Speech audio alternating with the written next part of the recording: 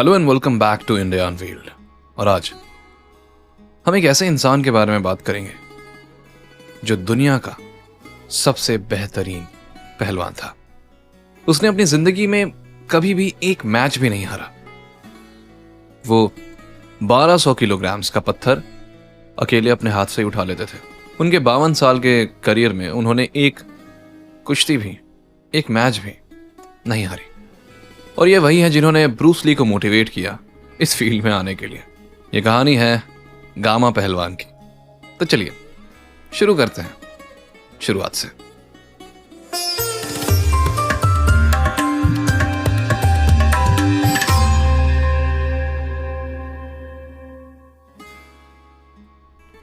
जन्म, परिवार और बचपन का दंगल।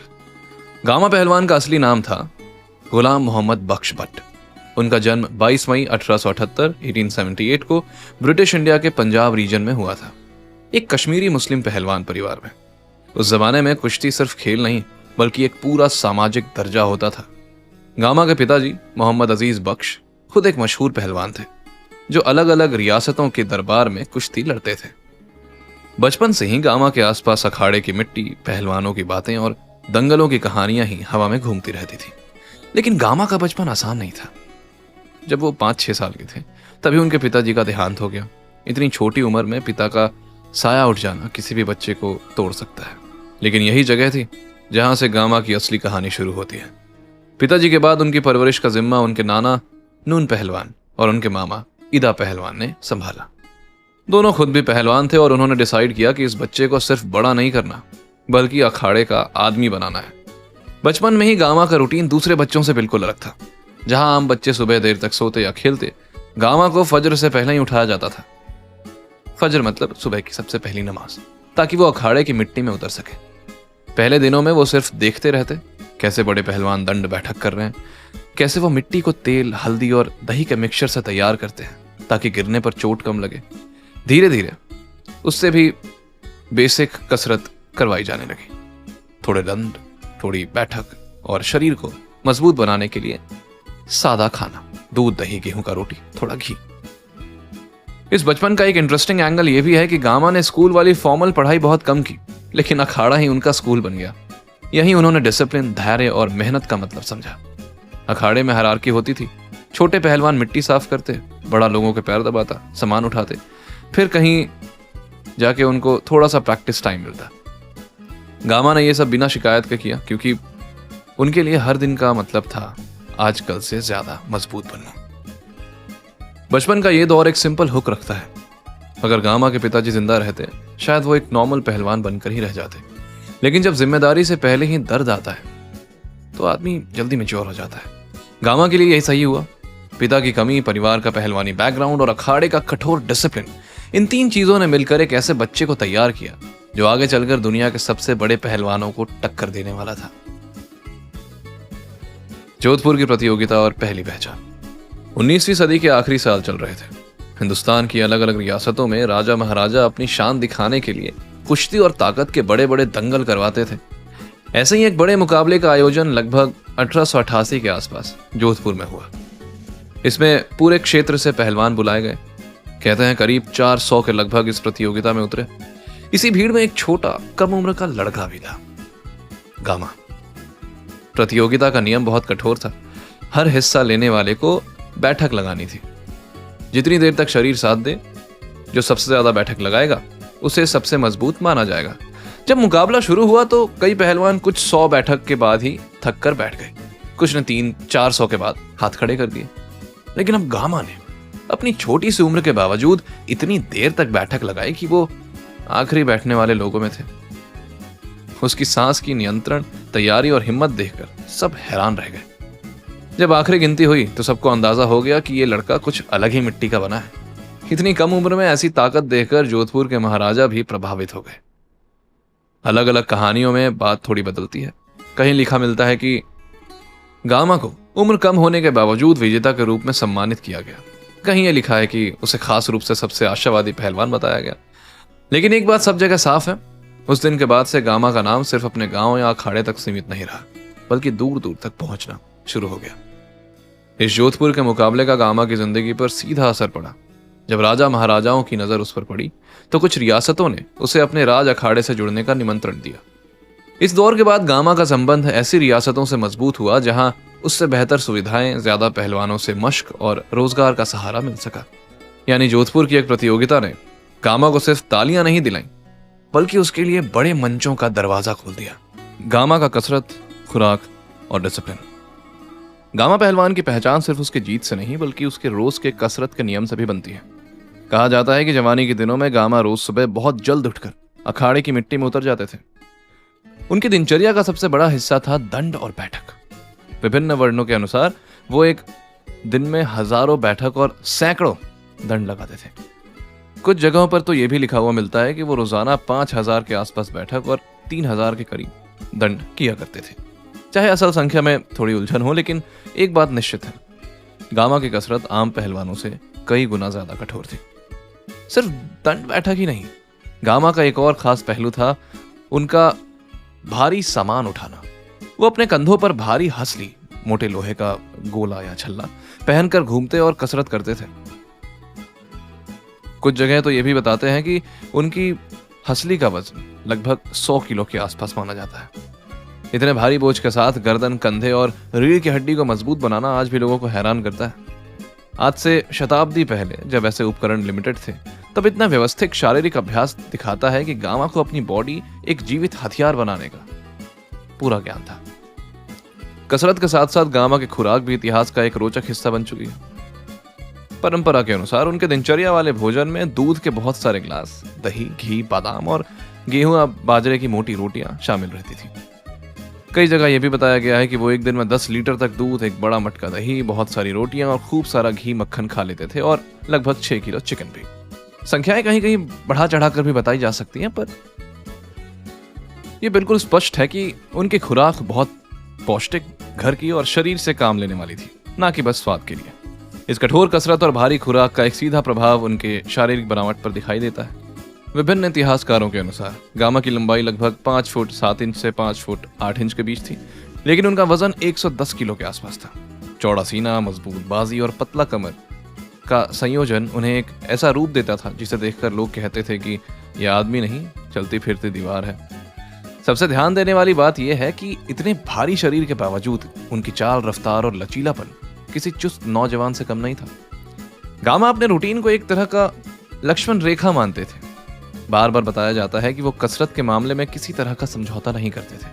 बीमार पड़ने पर भी जहां तक शरीर साथ दे, वो कम से कम हल्का फुल्का अभ्यास जरूर करते थे। यही कारण था कि उनकी शरीर सिर्फ मजबूत नहीं बल्कि लंबी अवधि तक लड़ने के काबिल बना रहा।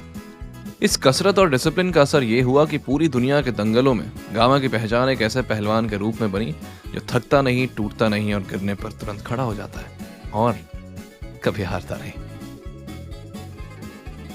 रुस्तम हिंद, हिंदुस्तान का बेताज बादशाह।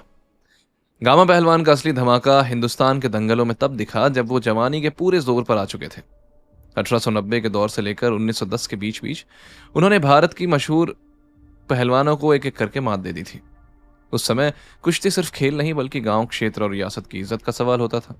हर जीत के बाद गामा का नाम दूर दूर तक पहुंचता गया। अखाड़े में लोग कहते थे, जो गामा से टकरा गया वो मिट्टी में समा गया। धीरे धीरे आवाज उठने लगी कि अगर पूरे हिंदुस्तान का एक सबसे बड़ा पहलवान चुनना हो तो वो गामा ही होगा, मतलब गुलाम ही होगा।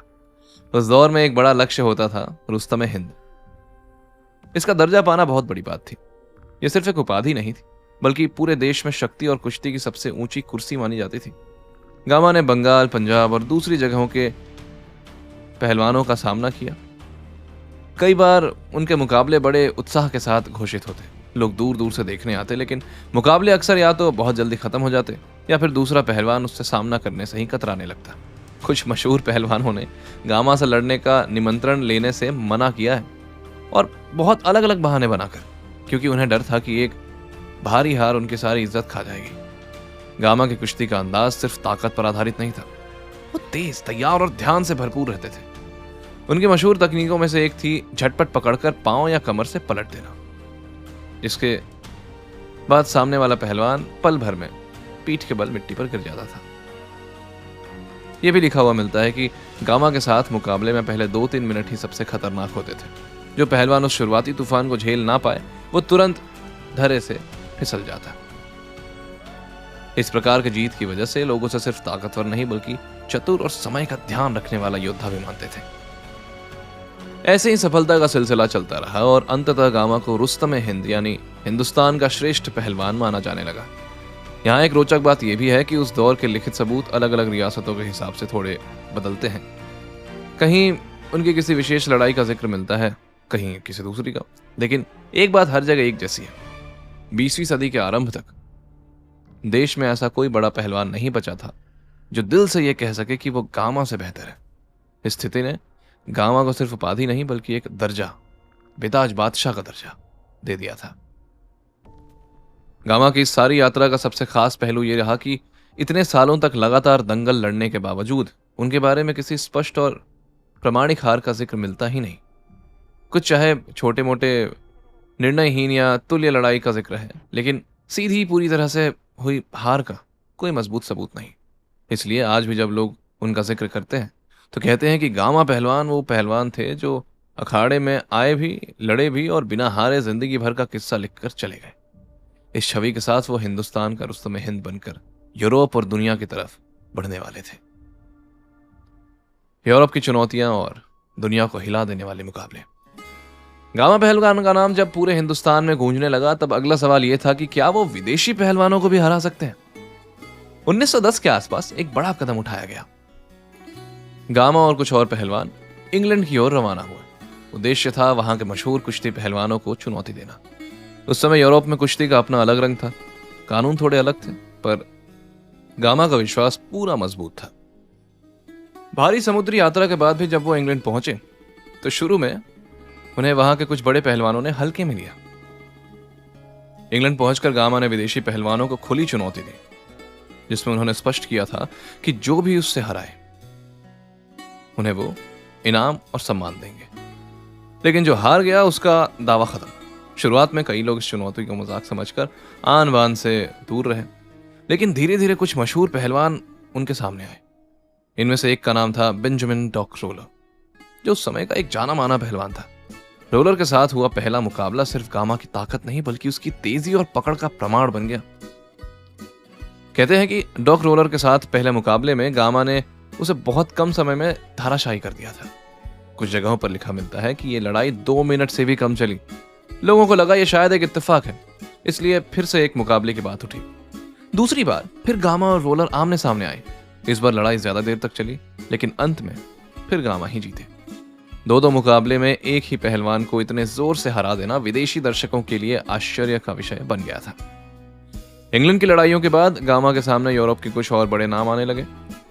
उन्होंने एक के बाद एक विदेशी पहलवानों को ऐसे अंदाज में मात दी कि अखबारों में उनके लिए शब्द इस्तेमाल होने लगे, ब्राउन हरक्यूलिस, मतलब हिंदुस्तान का शेरों का शेर, जैसे वर्णन यूरोप के पत्र पत्रिकाओं में दिखने लगे।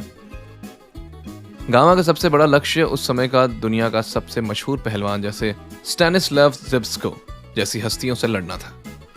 इस टक्कर ने उन्हें विश्व स्तर का पहलवान बना दिया था, जहां हर तरफ से लोग ये मानने लगे थे कि हिंदुस्तान का यह आदमी असल में दुनिया का सबसे शक्तिशाली कुश्तीकारों में से एक है। यूरोप के इस दौर का एक महत्वपूर्ण पहलू यह भी था कि गामा ने वहां जाकर सिर्फ अपनी जीत का झंडा नहीं गाड़ा, बल्कि एक तरह से भारत की पहचान को भी उठाकर रख दिया। उस समय भारत अंग्रेजों के कब्जे में था, लोगों में दबाव का माहौल था। ऐसे में जब कोई भारतीय अखाड़े में उतरकर विदेशी पहलवानों को मिट्टी चटा दे तो सिर्फ गामा ही नहीं बल्कि उसके जरिए पूरा देश गर्व महसूस करता।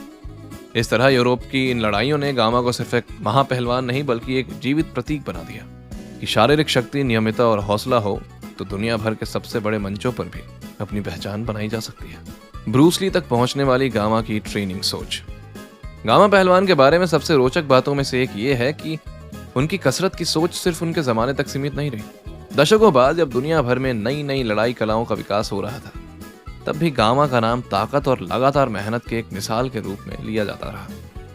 उनका दंड बैठक, भारी हंसली और रोजाना का कठोर नियम इतने प्रभावशाली थे कि लोग इन्हें सदियों तक चलने वाला गोल्ड स्टैंडर्ड मानने लगे। यही वजह है कि बाद में कुछ लड़ाई कला के महान नाम गामा को एक प्रेरणा का स्तंभ मानते नजर आते हैं। कहा जाता है कि मशहूर लड़ाई कला के कलाकार ब्रूस ली तक भी गामा की कहानी पहुंची। ब्रूस ली खुद भी अपनी ट्रेनिंग में शरीर के भार से की जाने वाली पुशअप, स्क्वाट और अन्य शारीरिक अभ्यासों पर विशेष जोर देते थे। उनके बारे में वर्तमान वर्णनों में मिलता है कि वो दुनिया के पुराने महापहलवानों और योद्धाओं की ट्रेनिंग की प्रोसेस का अध्ययन करते थे। इसी संदर्भ में गामा पहलवान का नाम भी लिया जाता है, एक ऐसे व्यक्ति के रूप में जिसने बिना किसी आधुनिक मशीन के सिर्फ अपने शरीर और अपने वजन से ऐसा बल प्राप्त किया जो आज भी लोगों को हैरान करता है। यहां ध्यान देने लायक बात यह है कि गामा की सोच बहुत सीधी थी। शरीर को काम से मजबूत बनाओ, ना कि दिखावे से। वो मोटे मोटे मांस के पीछे नहीं भागते थे, बल्कि ऐसे शरीर पर ध्यान देते थे जो घंटों तक लड़ सके, जोर लगाने पर टूट ना जाए और गिरने के बाद तुरंत उठ खड़ा हो। मॉडर्न ट्रेनिंग की भाषा में इसे आज हम फंक्शनल स्ट्रेंथ कहते हैं। गामा ने उसे बिना नाम दिए ही अपनी जिंदगी में उतार रखा था। इसी वजह से दंड बैठक जैसी लगातार चलने वाली कसरतें आज भी कई मार्शल आर्ट्स और कॉम्बैट ट्रेनिंग में जोर से इस्तेमाल होती है। दूसरा पहलू यह है कि गामा की कसरत सिर्फ हाथ पैर मजबूत करने तक सीमित नहीं थी, बल्कि उन्होंने सांस, धैर्य और मनोबल पर भी काम किया। रोज सुबह जल्दी उठना, नियमित समय पर कसरत, नियमित समय पर भोजन और रात को सही आराम, ये सब मिलकर एक ऐसी जिंदगी बनाते हैं जिसे आज की भाषा में हम एथलीट लाइफस्टाइल कहते हैं। बहुत से आधुनिक पहलवान, बॉडी बिल्डर और फाइटर अपने इंटरव्यू में ओल्ड स्कूल इंडियन रेसलर्स का जिक्र करते हुए गामा जैसे नाम को सम्मान से याद करते हैं। यानी उनकी सोच किसी एक खेल तक नहीं, बल्कि पूरे शारीरिक संस्कार तक पहुंची। आज भी जब लोग किसी बहुत मजबूत, मेहनती या अखाड़े जैसे कसरत करने वाले को देखते हैं तो आम बोलचाल में कहते हैं, अरे ये तो गामा जैसी ट्रेनिंग करता है। ये वाक्य दिखाता है कि गामा का नाम सिर्फ इतिहास के पुस्तकों में नहीं, बल्कि आम लोगों की जुबान पर भी अभी जिंदा है। ब्रूस ली तक पहुंचने वाली प्रेरणा हो या आज के जिम और अखाड़े में शरीर बनाना चाहने वाला युवा, सबके लिए गामा की जिंदगी एक संकेत है कि असली ताकत न वक्त से, न हार से, न जगह से, बस नियमित मेहनत से जन्म लेती है। पार्टीशन के बाद के लाहौर और गामा की आखिरी लड़ाई। 1947 का साल पूरे उपमहाद्वीप के लिए दर्द और उथल पुथल का साल था। विभाजन यानी पार्टीशन के बाद लाखों लोग एक तरफ से दूसरी तरफ जा रहे थे, घर छूट रहे थे, दंगे हो रहे थे। इसी दौर में गामा पहलवान भी अपने परिवार के साथ लाहौर में जा बसे। उस समय वो पहलवानी के रूप से अपने जीवन के अंतिम पड़ाव पर पहुंच चुके थे, लेकिन उनका नाम अभी इतना बड़ा था कि लोग उन्हें इज्जत और डर दोनों के साथ देखते थे। लाहौर के कुछ इलाकों में, खासकर दंगे के समय, गामा का जिक्र इस रूप में मिलता है कि उसने कई हिंदू परिवारों को भीड़ से बचाने में मदद की। लोक कथाओं और कई वर्णनों में यह बताया जाता है कि लाहौर के कुछ इलाकों में जब दंगे भड़क रहे थे, तब गामा ने अपने आसपास के हिंदू पड़ोसियों को अपने घर या सुरक्षित जगह पर शरण दी। कहीं कहीं यह भी लिखा मिलता है कि उन्होंने भीड़ के सामने खड़े होकर कहा कि जो भी किसी निर्दोष पर हाथ उठाएगा उसे पहले उससे गुजरना होगा। चाहे यह बातें कहीं थोड़ी बहुत बढ़ा चढ़ा कर लिखी गई होंगी, लेकिन एक बात स्पष्ट है, लोग गामा को सिर्फ पहलवान नहीं बल्कि कमजोर की रक्षा करने वाला आदमी भी मानते थे। इस तरह पार्टीशन का दौर का दर्द उसके अंदर की इंसानियत के साथ जुड़ा रहा। लेकिन लाहौर के आखिरी सालों की कहानी सिर्फ वीरता की नहीं, संघर्ष की भी है। पहलवानी छोड़ने के बाद बदलते हुए दौर ने गामा जैसे किसी जमाने के महान पहलवान के लिए रोजमर्रा की जिंदगी आसान नहीं छोड़ी। बाजार का खेल बदल चुका था, नए मनोरंजन का रूप आ चुका था और अखाड़े का दर्जा धीरे धीरे कम होता जा रहा था। गामा को आर्थिक परेशानियों का सामना करना पड़ा। कुछ सरकारी मदद और पेंशन जैसे सहारे मिले, लेकिन वो भी अक्सर जिंदगी के असल खर्चे के सामने कम ही पड़ते थे। उम्र बढ़ने के साथ गामा की तबीयत पर भी असर पड़ने लगा। विभिन्न स्रोतों के अनुसार उन्हें दिल की बीमारी और सांस की तकलीफ, अस्थमा जैसे लक्षण थे, जो धीरे धीरे उन्हें कमजोर कर रहा था। एक समय का लाजवाब पहलवान जो घंटों तक अखाड़े में दौड़ा करता था, वो भी अब कमजोर हो रहा था। फिर भी लोग जब उनसे मिलने आते तो उनका व्यवहार अब भी गर्मजोशी भरा होता। लोग उनकी तरफ देखकर कहते, यही वो आदमी है जिसने दुनिया के बड़े बड़े पहलवानों को धूल चटाई थी। इस तरह उसका वैभव ही उसके आखिरी दिनों का सबसे बड़ा सहारा बनता गया। अंततः 23 मई 1960 को लाहौर में ही गामा पहलवान का देहांत हो गया। उस वक्त उनकी उम्र लगभग 82 साल के आसपास थी। एक पूरी सदी के बराबर जीवन जीने के बाद वो इस दुनिया से रुखसत हो गए। आखिरी सालों की तकलीफ, बीमारी और संघर्ष एक तरफ, लेकिन जब उनकी मौत की खबर फैली तो लोगों ने याद किया वो गामा जो कभी मिट्टी में घूमता हुआ दिखाई देता था, कंधों पर भारी हसली, अखाड़े में 2-2, 3-3 पहलवानों को पलट कर रख देता था। इस तरह लाहौर ने उस महापहलवान की आखिरी सांसों का साक्षी बनकर उसकी कहानी को इतिहास के पन्ने पर सदा के लिए लिख दिया था। आज इतने साल बाद भी गामा पहलवान का नाम सिर्फ एक ऐतिहासिक किरदार के रूप में नहीं बल्कि एक प्रेरणा के रूप में लिया जाता है। खैर, उनके बारे में ज्यादा जिक्र नहीं होती, ज्यादा लोगों को पता नहीं है, पर आज इंडिया अनवेल में मैंने कोशिश की कि एक महान पहलवान को जो वो डिजर्व करते हैं, जो फेम, जो नाम वो डिजर्व करते हैं, जो उनके पास थी भी, वो लोग आज भी जाने। उन्होंने एक ऐसे दौर में जब ना मॉडर्न जिम था, ना प्रोटीन पाउडर, सिर्फ मिट्टी के अखाड़े, दूध, दही और अपनी जिद के भरोसे दुनिया को दिखाया कि लगातार मेहनत से इंसान अपनी सीमाओं को तोड़ सकता है। चाहे वो हिंदुस्तान के गांव का अखाड़ा हो, इंग्लैंड का बड़ा मंच हो या लाहौर की सकरी गलियां, हर जगह उन्होंने अपने दम, अपनी इंसानियत और अपनी हिम्मत से लोगों पर असर छोड़ा। इसलिए जब हम गामा पहलवान की कहानियों को याद करते हैं तो सिर्फ एक पहलवान को याद नहीं करते बल्कि एक सोच को याद करते हैं कि शरीर मजबूत हो या ना हो, लेकिन इरादे कमजोर नहीं होने चाहिए। उन्होंने अपनी पूरी जिंदगी में यही दिखाया कि गरीबी, दर्द, दौर, राजनीति, विभाजन, कुछ भी हो, इंसान अपने धर्म, अपने काम और अपने नियम से जुड़ा रहे तो वो एक आम आदमी से जीती जागती दास्तान बन सकता है। गामा का यही विरासत है, मिट्टी से उठकर दुनिया तक पहुंचना और फिर जिंदगी के अंतिम दिन तक इंसान बने रहना। तो ये था गामा पहलवान, मतलब गुलाम मोहम्मद बख्श भट्ट के बारे में। इनके बारे में ज्यादा जिक्र नहीं हुआ कहीं, तो मैंने सोचा क्यों ना इनके बारे में बताया जाए। आई होप आपको ये एपिसोड पसंद आया होगा। अगर आपको पसंद आया तो don't forget to like this episode, follow India Unveiled on whichever platform you are listening it to. I'll come up with a new episode real soon. Till then, take good care of your health, and this is Rakesh signing off from India Unveiled.